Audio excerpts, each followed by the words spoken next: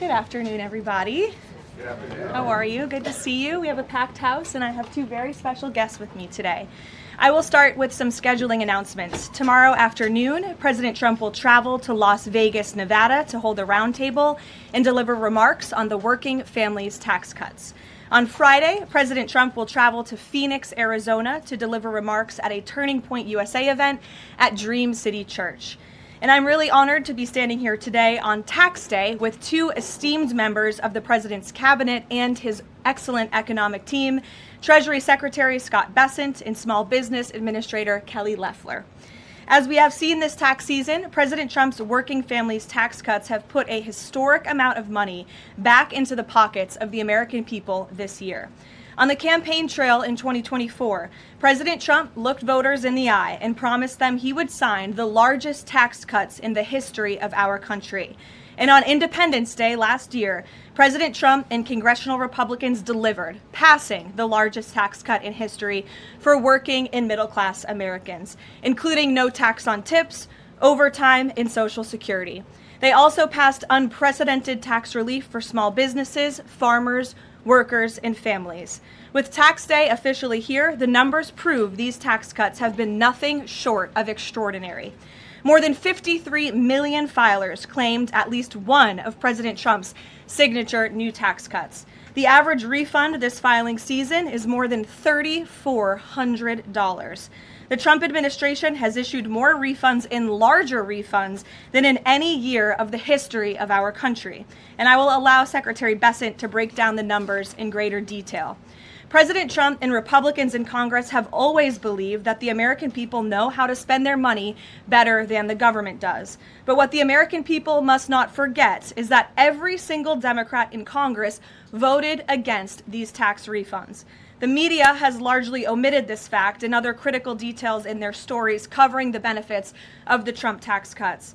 If the Democrats in Congress had gotten their way and blocked President Trump's historic legislation, Americans would have faced the largest tax hike in history, nearly $4 trillion. The average taxpayer would have seen a 22% increase in their tax rates. Democrats in Congress have proven over and over again that they are the affordability frauds who believe the government should keep more of the American people's hard-earned money.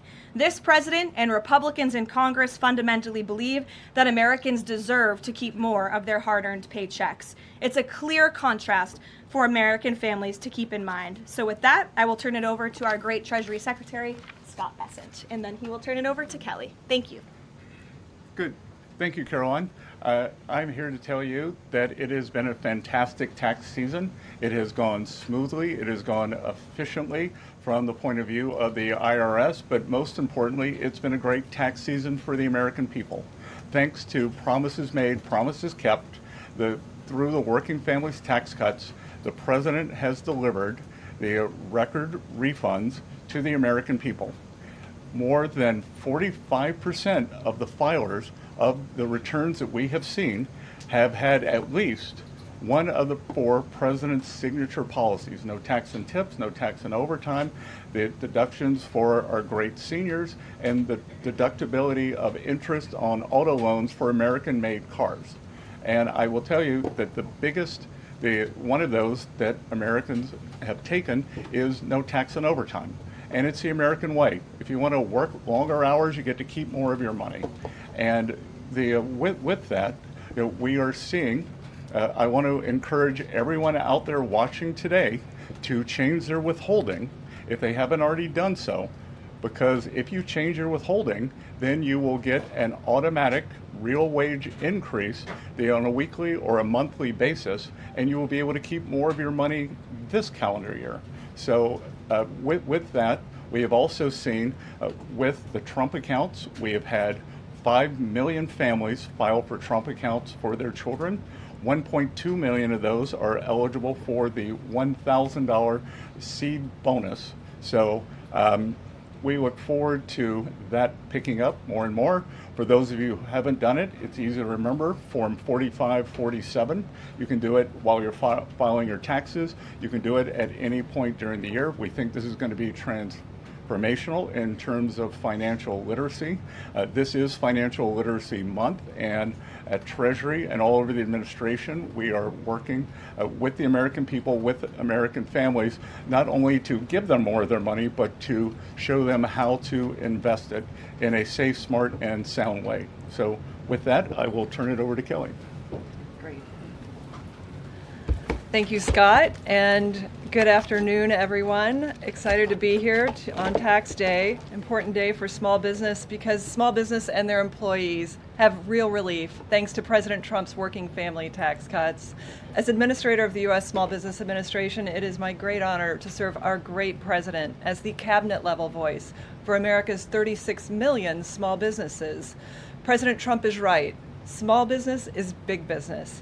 Indeed, they are a massive economic engine that creates 2/3 of all new jobs. They represent 99% of all businesses, and they drive about half of our GDP. The working family tax cuts are putting money back into the pockets of the hardest working Americans. That's why small business and their employees are benefiting the most. President Trump and congressional Republicans have saved Americans from a $4 trillion tax hike, including a staggering 20% tax increase on working families. It would have destroyed millions of jobs.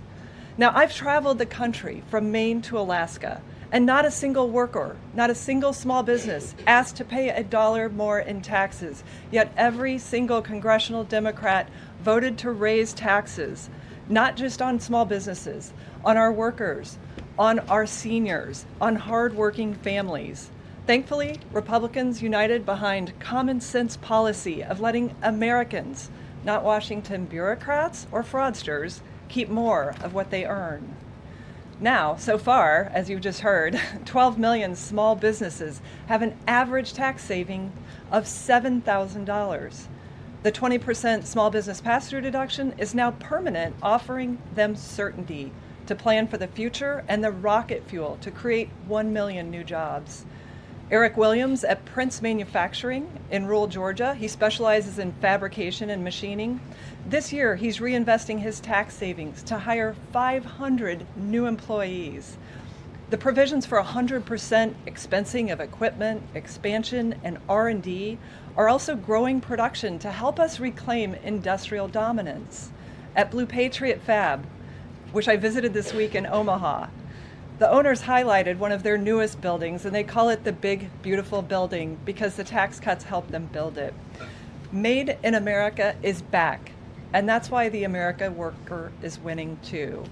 No tax on tips and overtime means that millions of employees are now rewarded, not punished, for working more. And it's already benefited, as you just heard, 31 million taxpayers.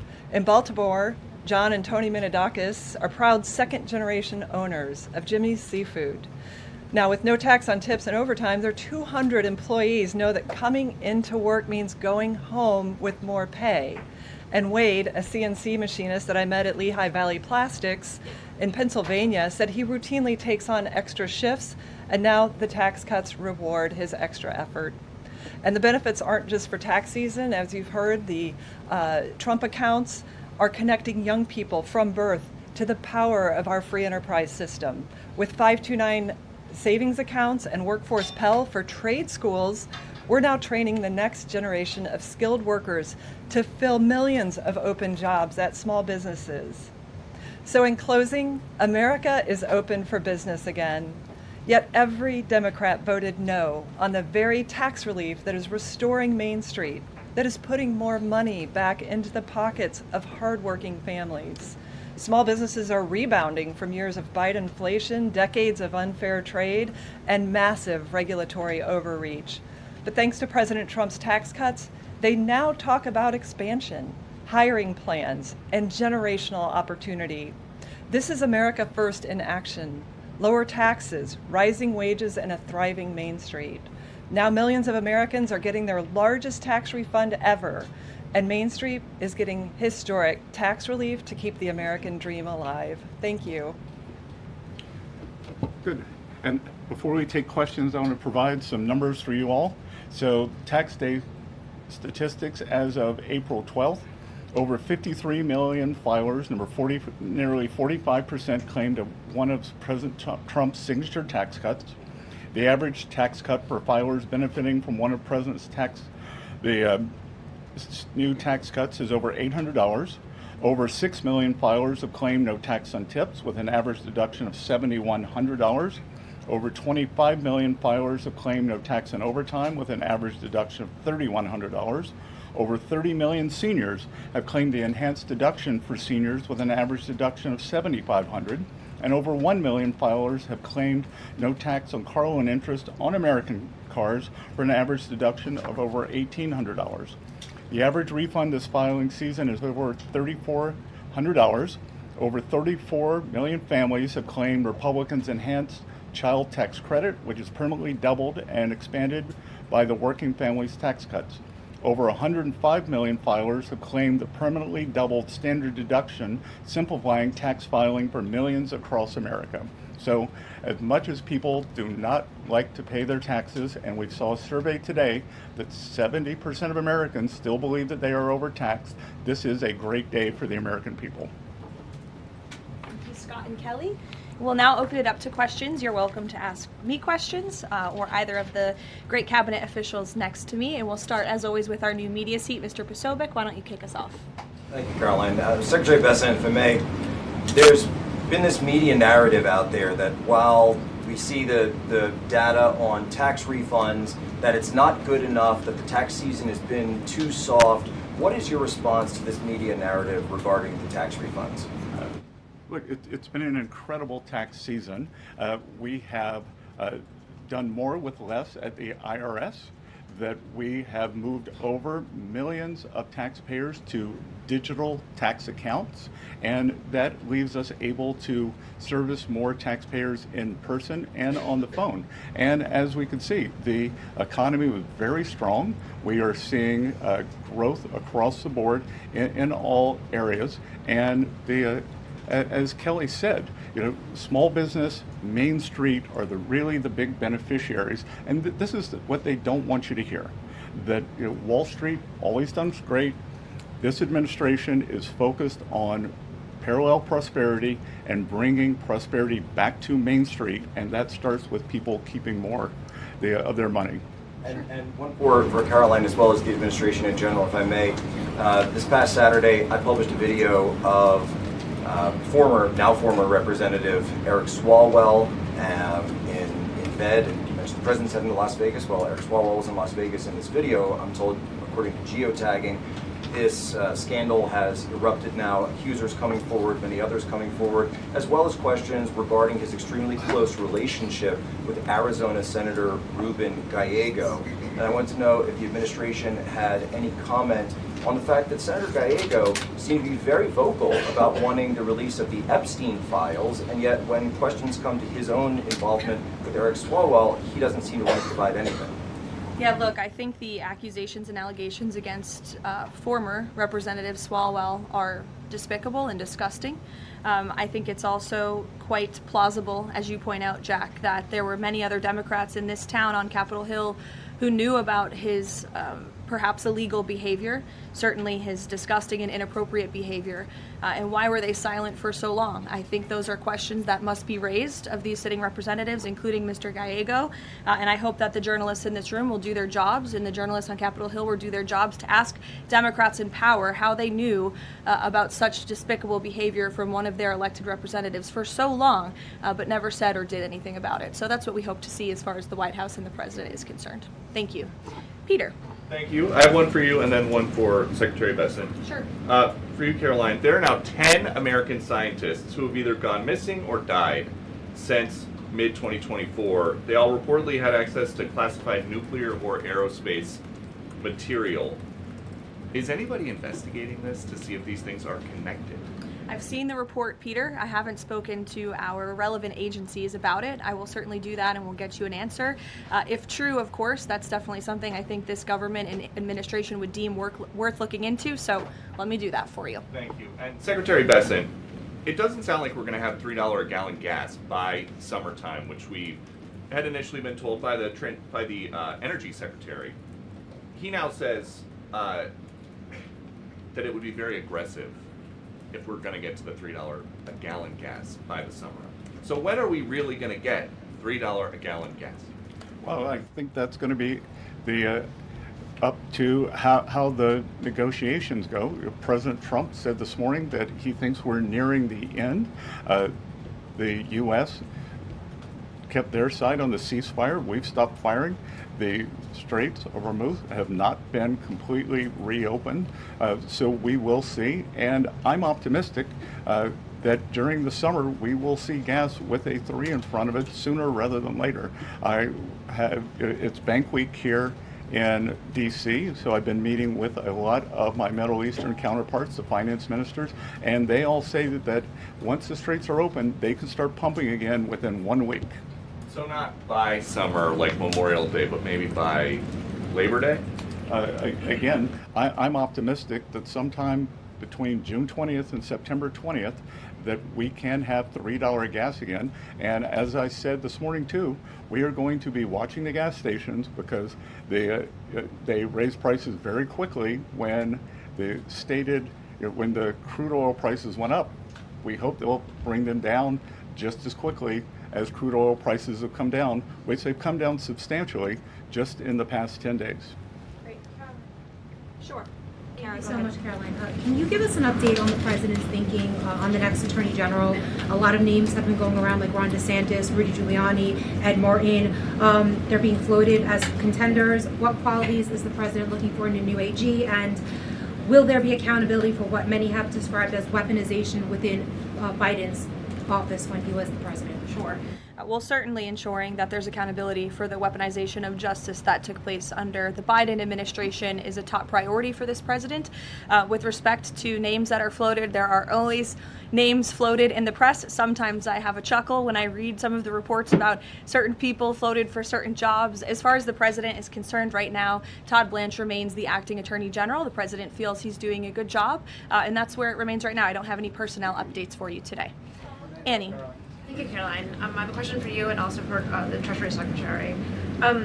First of all, there was an interview that Dr. Mehmet Oz did recently where he described the president's views on his own diet. He said that he argued that diet soda is good for him because it kills grass. And if you pour it onto the grass, the grass is killed and it therefore must kill cancer cells.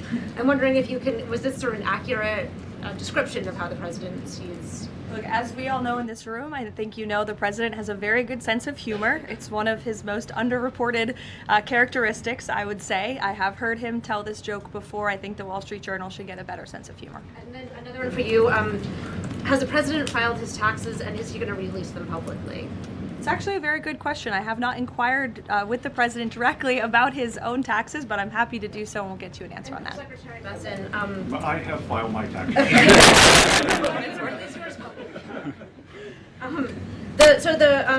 The president has publicly said that you are the reason that he has not fired Chairman Jay Powell. Will you make that case again to him, as he's recently said that he still wants to fire the chairman? Look, I am confident that the process that we have laid out in terms of Kevin Warsh, becoming the next Fed chair, he's going to have the hearing on the 21st of this month. He's a great candidate. We know that the Republicans on the Senate Banking Committee are aligned in that, and I am very optimistic that Kevin Warsh will be the chair of the Fed on time, and that will be a moot question. Stephen, go ahead. Secretary Besson, you mentioned that the no tax on overtime is the biggest one that people are claiming. I think you said 25 million people. Have you seen evidence that more companies are offering overtime or that people are working more overtime and increasing their productivity?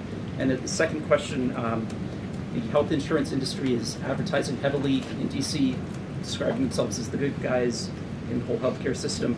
President Trump has threatened to haul in their executives and force them to lower prices. Can you provide any update on the administration's efforts there? Okay, so I'll take the second one last because that's not my area. I don't wear a lot of hats here, but I am sure that the president makes his views known with corporate executives, and if that is true, then they will be hauled before him. And with overtime, as Kelly and I go out and talk to employers and workers around the country, they all want more overtime. And there was this narrative that I think over 2 million illegal aliens have either voluntarily deported or been deported, and that there would be a worker shortage. Well, what better way to fill that gap than with overtime for hardworking Americans and for them to keep more of it? Yeah, I'll just add that a great example are the factories that we see coming back thanks to 100% Made in America expensing. Coosa Steel is a great example in Rome, Georgia, where the owner was down to running one shift 1 day a week. He's up to 2 or 3 shifts 5 or 6 days a week. So thanks to reindustrializing this nation through our small manufacturing base, which most manufacturers in America meet the small business definition, 98% of them, we're seeing more shifts taking place, more opportunities for overtime, and then more willingness of workers to take on overtime shifts, because in the past they were penalized by the tax system for taking on overtime. Elizabeth, go ahead. Thank you. This is for Administrator Loeffler. You talked about how the One Big Beautiful Bill benefits small businesses. With small business optimism falling in March, is the administration planning on providing any additional tax relief or other resources to small businesses that have been affected by high fuel prices during their run operation? Yeah, so one data point does not a trend make, and the long-term trend under President Trump has been for small business optimism to be above its 52-year average. Under Joe Biden, small business optimism fell below that average for 34 consecutive months because small business was being crushed by regulation, massive red tape, the threat of high taxes, and all the burdens of the Green New Deal. So right now, small businesses are really in growth mode. They're planning to hire, and the optimism is very strong. If you see in the NAM survey, National Association of Manufacturers came out, their optimism is up 5 points. So I think this is temporary, and we'll get back on trend. What's the status of extending the Iran ceasefire, Caroline? Yes, so I saw some reporting, again, bad reporting this morning, that we had formally requested an extension of the ceasefire. That is not true at this moment. We've remained very much engaged in these negotiations, in these talks. You heard from the Vice President directly and the President this week that these conversations are productive and ongoing, and that's where we are right now. I've also seen some reporting about the potentiality for in-person discussions again. Those discussions are being had, but nothing is official until you hear it from us here at the White House. But we feel good about the prospects of a deal. The President mentioned that in his interview yesterday, and it's obviously in the best interest of Iran to meet the President's demands. I think he's made his red lines in these negotiations very clear to the other side, and so we are continuing to see how these conversations go. Would those talks be in Islamabad, or where would they be the next round? They would very likely be in the same place as they were last time, yes. With the same, I would just want to make one point that's important to the President. The Pakistanis have been incredible mediators throughout this process, and we really appreciate their friendship and their efforts to bring this deal to a close. So they are the only mediator in this negotiation. While there have been many countries around the world who want to offer their help, the President feels it's important to continue to streamline this communication through the Pakistanis, and so that's what continues to take place. Will. Thank you, Caroline. How much room do you see for additional sanctions being placed on Iran? And do you feel like the United States is getting enough support from allies on that front? There was a letter that went to Oman and some other allies that suggested maybe the sanctions weren't, this could be for Secretary Vest as well, but the sanctions basically weren't having the effect that the United States wanted. I'll let the Treasury Secretary, who's in charge of sanctions, answer that question. Yeah, I think that's not a correct characterization. Yesterday, we announced Operation Economic Fury, and we, for over a year, we have had maximum pressure on the Iranians, both on blocking payments into the Iranian state and going after the accounts of the IRGC. One of what may prove to be fatal mistakes that the Iranians made was bombing their GCC neighbors, and who are now willing to be much more transparent in terms of the funds, or do a deeper dive in investigating the funds that are held within their banking systems. So we have pushed out to them the request that we want to freeze more funds of the leadership of the IRGC and any members of Iranian leadership. The other thing that we have done is we have told countries that if you are buying Iranian oil, that if Iranian money is sitting in your banks, we are now willing to apply secondary sanctions, which is a very stern measure, and the Iranians should know that this is going to be the financial equivalent of what we saw in the kinetic activities. Is this an example of expanding the war economically as opposed to militarily? Is this another phase in Exactly. Secretary, what was the coordination? Any update on the insurance program, the U.S. reinsurance program for ships and tankers sailing through the Strait of Hormuz? Any update on that, sir? Well, it's now up to $40 billion. It's run through the DFC, and we are waiting for the ships to be able to get some semblance of normality, and then they can come to the DFC and our private sector partners and request the insurance. And what do you tell private shipping companies out there right now nervous about this whole thing, saying, wondering if they should even get near the strait? What's that? What do you tell to encourage shipping companies to do business through the strait? Well, I think we're going to have to wait and see when they are permanently open, because this is a mechanism. When we declare that it is safe, they also have to have insurance. Lloyd's of London had skyrocketing insurance during the time. The rates are still very high. So we want to provide, the U.S. government will make a profit on this, but we want to provide a more normalized level and an economically sound basis for ships to move in and out of the Gulf as they did before the start of the conflict. Thanks, Caroline. I appreciate it. Thanks, Caroline. Yeah, thanks, Caroline. I appreciate it. So, I want to cover two topics, if I could: the tax day, but also the confirmation. So, the confirmation hearing set for next week for Kevin Warsh, but Senator Tom Tillis is still a no, and he's holding firm on that. How are you going to win over Senator Tillis to get this confirmation out of committee? Well, I'm sure Senator Tillis wants to do the best thing for the Federal Reserve, for the American people. He has publicly said that Kevin Warsh is a great candidate for the chair. So let's get to the hearings and see where we are then.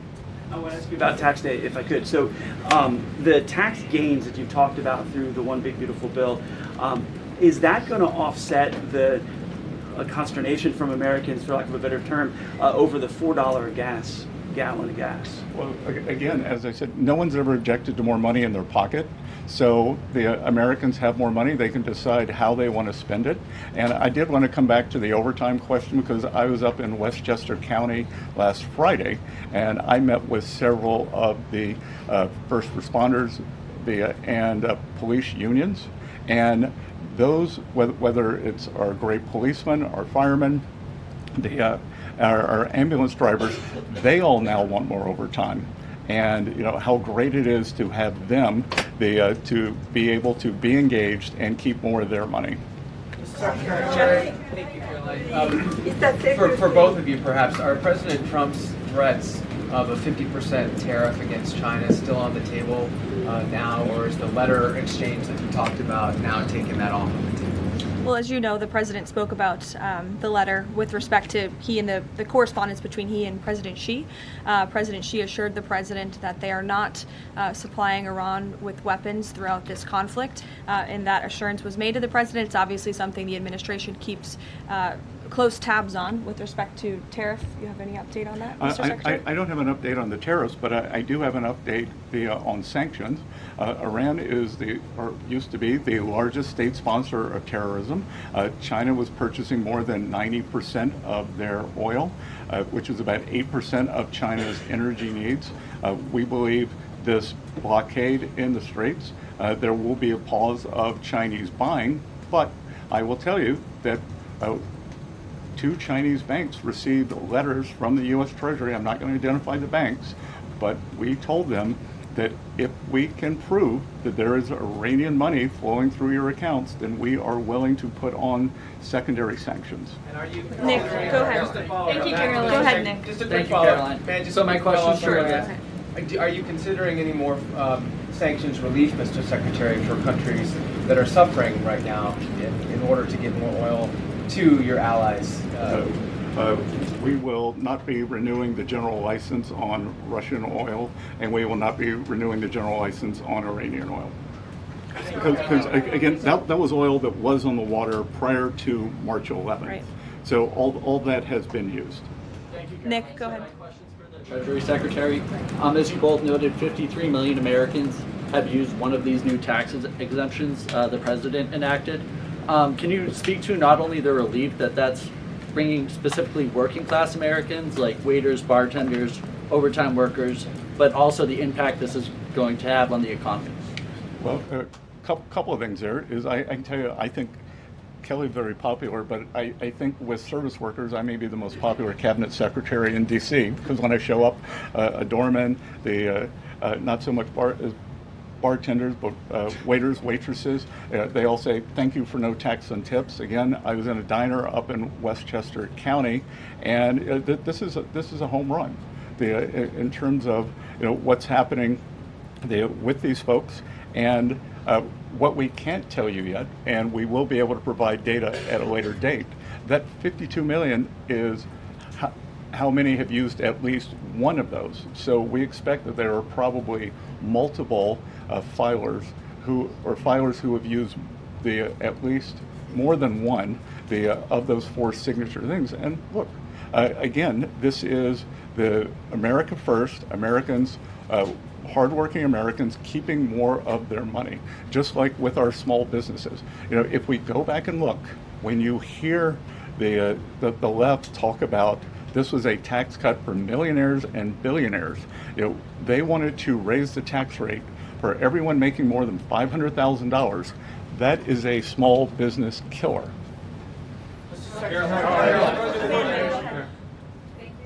I have one question for the Secretary and then the Administrator. Mr. Secretary, since we're on the topic of China a few minutes ago, we are a little over a year past Liberation Day, the tariffs. The goods trade deficit with China has dropped sharply. Are those gains sustainable, and are you worried about any retaliatory actions that could go against those gains? I actually think we're going to be building on those gains in terms of the trade deficit dropping with China. Since last summer, there's been great stability in the relationship, and really the keystone to the relationship is the strong respect that the two leaders have between each other. My experience has been when the communication is at the top, then we follow that directive and those wishes. We had the meeting in Busan, Korea. In October, we will be having the state visit in Beijing, and so I expect great stability in the relationship, but that doesn't mean that our trade deficit can't continue dropping. Go ahead. For the Administrator, I know that there are orders and shipments of factory equipment. They are at record highs. How many small businesses has the SBA assisted with loans and supports, with loans to support them? Well, the SBA set an all-time lending record last year of $45 billion under President Trump, because small businesses now have access to the capital that they need to build in America. Again, we are becoming a nation of builders, and we see that on the ground. Factories expanding. As a result, we have record PMI, which is Purchasing Managers Index, manufacturing expansion, 2 consecutive months in a row of export records. And so when you look at where our nation has come in terms of export-import imbalance, it's been unfair to the American worker and to American industry, and we're reshoring whole industries because of this tax bill. Libby. Libby, go ahead. Thank you, Caroline. I have 2 questions for you. The first one is about Iran. The second one's actually about United Airlines that I want to ask you about. So on Iran, is there a timeline for how long this blockade is going to remain in place in the Strait of Hormuz by the United States that President Trump has voiced to you or that you've heard among officials? Sure. I will never set timelines on behalf of the President of the United States, but with respect to the blockade, as you know, it has been fully implemented, and it's being enforced against vessels of all nations entering or departing Iranian ports. I want to make that point clear. I've seen some misreporting on that as well. This includes all Iranian ports on the Arabian Gulf and the Gulf of Oman. And our U.S. forces in the region are supporting the freedom of navigation for vessels that are transiting the strait to and from non-Iranian ports. So I know some in the press were confused about that. We are supporting the freedom of navigation, just not with respect to any tanker or vessel that would benefit the economy of Iran as these negotiations continue. So there was reports that the CEO of United proposed a merger with American Airlines. This would affect tens of millions of Americans. That was proposed in a meeting with President Trump. Was that a merger that he has voiced any kind of support of? It's not anything that we have a position on or anything we're commenting on. I know it's an idea that has been proposed by private industry, but it's not something the President or the White House have an opinion on or are weighing in on at this time. John, go ahead. Thanks a lot, Caroline. This is for Secretary Bessent. On Monday of next week, importers can start requesting claims for tariff refunds. And my understanding is $127 billion eligible for refunds. What's that process look like? How can a porter and an importer request such a refund going forward? That's not being run out of Treasury. We will just be the paymaster. So that's being run out of CPB. Yep. And so explain that process. I understand you're not running it. How does that process actually work? If you're an importer, you paid these tariffs, the Supreme Court found that those tariffs were illegal. What's the process for them to get back that money? Well, they would be in touch with the CPB, and I think the number you're quoting is so that's the amount who have already requested refunds. So they are already in the chute, and we'll see what the timeline is for that. Will that affect the U.S. economy, all of those refunds coming out of the U.S. Treasury? We'll have to see what comes out, and we'll have to see what the companies do with them. Just to be clear, thanks to the Supreme Court, some of this money is going back to China. So is that going to affect the U.S. economy? I don't know. A question for Secretary Bessent. Danny, go ahead. Mr. Secretary, you were quoted as saying in an interview earlier this week that it was worth a bit of economic pain for international security. Is that this administration's message to American voters with high gas prices that ahead of the midterms this year that it's worth the economic pain? Well, the message is the short-term volatility for long-term gain. And Danny, if I could add to that, the president's been very clear, again, as the secretary just said, this is a short-term disruption for the long-term strategic goal of the United States to ensure that the world's leading state sponsor of terror cannot obtain a nuclear weapon. That's a good thing for the American people. That's a good thing for people all over the world. And as the president and his economic and energy team have repeatedly stated, as soon as the operation and now the negotiations with Iran conclude and the strait is reopened, we do expect gas prices to decrease. And thank goodness we have a president and an administration that believes in American energy dominance in bringing down prices at the pump.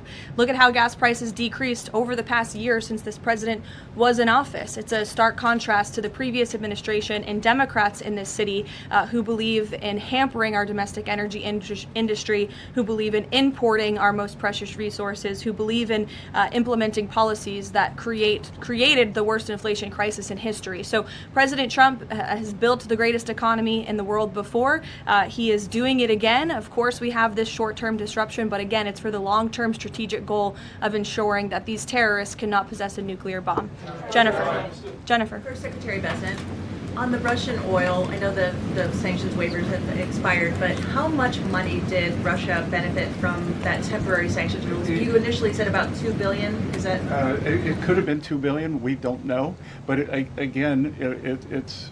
let's think of a different world where oil spiked to 150, and they would have made a lot more by doing that, by pushing the Russian barrels that were already on the water. They were going to be sold. They were going to China no matter what. We pushed them to our allies. We helped stabilize the oil price. And as you can see, there were doomsday scenarios. Oil's going to 150. It's going to 200. It's going to $250. West Texas crude for the front month delivery is about $92 or $93 now. Thank you, everybody. I know we have two very busy cabinet secretaries with us here today. Before we do depart, just one final announcement. As you know, this year we celebrate America's 250th birthday. In honor of this historic occasion, President Trump and the Department of Interior will submit plans for the United States Triumphal Arch, which will be an architectural masterpiece to celebrate our history right here in Washington, D.C. This is a rendering of the Arch for you. Thank you, Peter.